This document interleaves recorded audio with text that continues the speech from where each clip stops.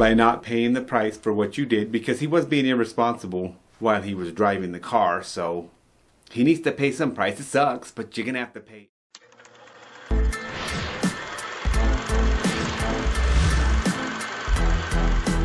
Hi everybody, it's the Gringo Scott here. Today we're going to look at, yet again, the 2021 Swedish film Netflix original called The Red Dot. Now guys, I already have a spoiler-free version of this. It's a review on this movie on my channel. Feel free to check that out after this video.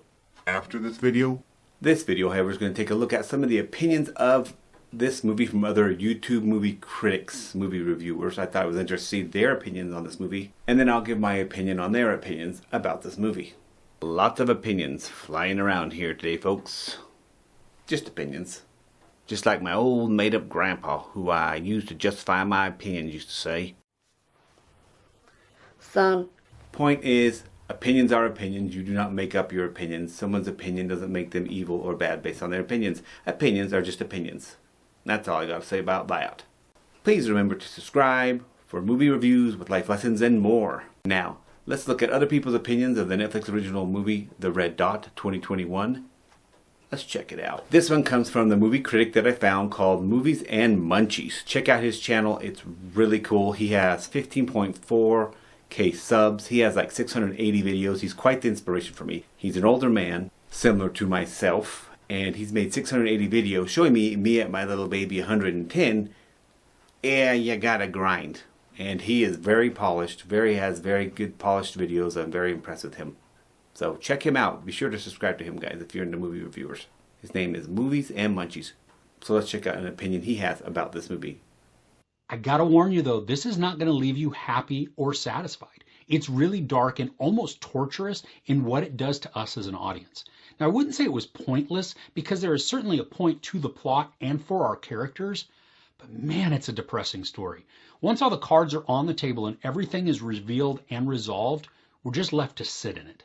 And we have to deal with that. I agree with him completely on this one. Quite torturous and depressing this movie is. Like, it's bad. You feel awkward and it's not satisfying. The ending, you're kind of all, well,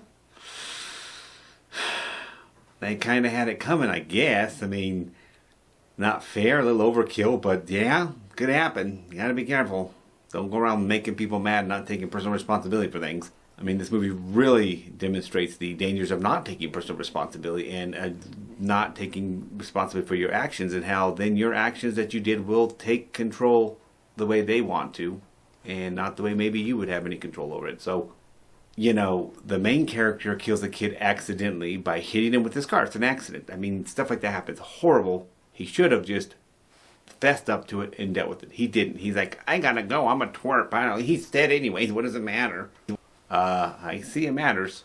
By not paying the price for what you did, because he was being irresponsible while he was driving the car, so he needs to pay some price. It sucks, but you're gonna have to pay, and not because poor you, but because that guy who lost his son finds out who you are, he's gonna want you to pay some kind of price for what you did. Who wouldn't? I mean, it sucks. I get it. That's hard to do, but dude, you really should have. I mean, later on in the movie, he has a fender bender, and he chooses not to report that either. I mean, the guy just does not take personal responsibility. He's very childish in his ways. And that kind of brings up maybe why she's wondering if he could even take care of a kid. Because, I mean, he can't even deal with those kind of things in life at all. Not even the fender bender thing. So, yeah, no, he doesn't turn himself in. And it is quite depressing to see how reality comes crashing in on them.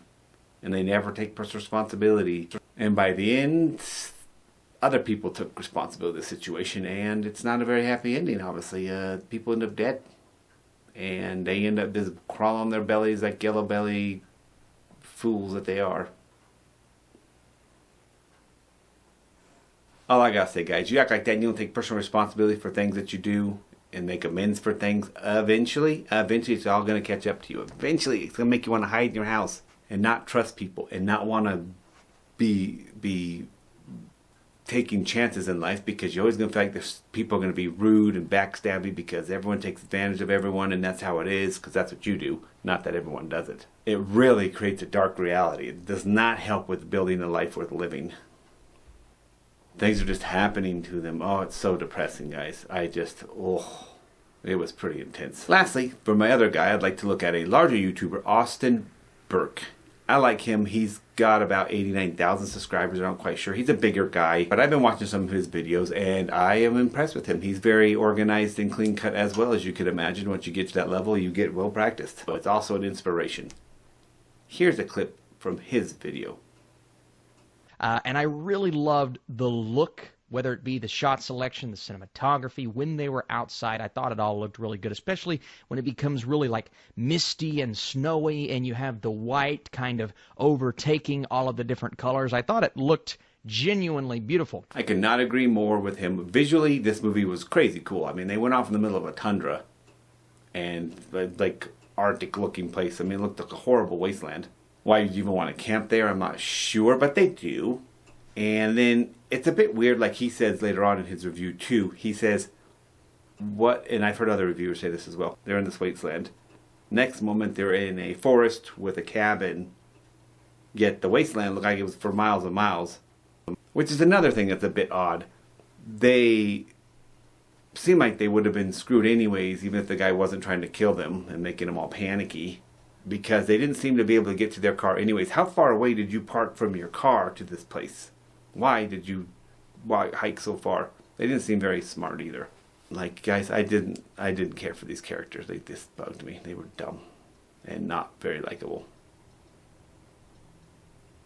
But I do agree with Austin in his opinion that visually this movie is very pretty. And that makes it kind of worth watching too. Look, I'm not the biggest fan of this movie. I really got irritated by the protagonist's victimhood constantly and never taking control. And then whenever they did, it was like impulsive and panicky. And it's like, dude, calm down and pay attention to the situation, because you shouldn't have gone and killed those guys, because obviously they're not there to kill you. Don't like the fact that they never take responsibility for themselves. It drives me nuts, and perhaps because I've always struggled with victim view. I always could see myself seeing me as a victim, and that led to no good in my life to be like that. So I'm always like solution oriented. Where can I change something? Where can I not change something? Okay, what can I change and what can I not change, and what do I need to accept? I'm always trying to do that now because it gives me so much more control of my life. These guys don't do that at all, and these are the consequences. Sorry. I kind of feel like, well, they kind of had it coming. Like I said, you know, in the world of everyone loses an eye for an eye type of thing, they did have it coming. And it doesn't feel comfortable, but it is an emotional roller coaster. It's like intense, it's exciting, it's fast-paced, they're dumb, it's frustrating. I'm like, you stupid people, but they do capture the frustration and the emotion of it. Now, I'll give you a warning, guys. If you haven't seen it, you know this is a spoiler, so it's not a big surprise. But they do kill the dog.